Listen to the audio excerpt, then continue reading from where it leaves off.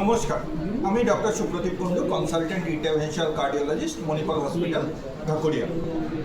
আজকে আমরা যে বিষয়টা নিয়ে আলোচনা করব সেটা হচ্ছে হার্ট ডিজিজের সিমটম কী কী আছে এবং কখন আমাদের ডাক্তারদের সঙ্গে যোগাযোগ করা উচিত। তো হার্ট ডিজিজের সিমটম কিন্তু খুব ফ্র্যাঙ্ক সিমটম হয় না।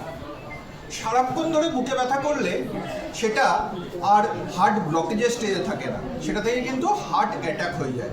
সুতরাং আপনি ভাববেন না যে আপনার হার্ট ডিজিজের জন্য সিমটম সারাক্ষণ ধরে হবে। কিন্তু যদি দেখেন যে আপনাদের হাঁটতে গিয়ে বুকে একটা চাপ ধরছে, দাঁড়িয়ে পড়লে সেটা কমে যাচ্ছে, তাহলে কিন্তু সেই সিমটমটুকুই আপনাদের ধরতে হবে এবং আপনার ডাক্তারের কাছে যেতে হবে। অনেক সময় কারো কারো বুকে ব্যথা থাকে না, তার বদলে যেটা হয় শ্বাসকষ্ট হয়। এছাড়াও আরও একটা জিনিস আছে, সেটা হচ্ছে অনেক সময় দেখা যায় কেউ বসে আছে, হঠাৎ করে তার চোখটা একটু অন্ধকার হয়ে গেল এবং পড়ে গেল। এই ধরনের জিনিস যদি হয় তাহলে অবশ্যই আপনাদের শীঘ্রই ডাক্তারের কাছে যাওয়া দরকার। এল্ডমেট রয়েছে, এল্ডমেটের থ্রু দিয়ে আপনারা মণিপাল হসপিটাল ঢাকুরিয়াতে আসতে পারেন। কিন্তু একটাই জিনিস মনে রাখবেন, হার্ট ডিজিজের ক্ষেত্রে টাইমটা খুব ভ্যালুয়েবল।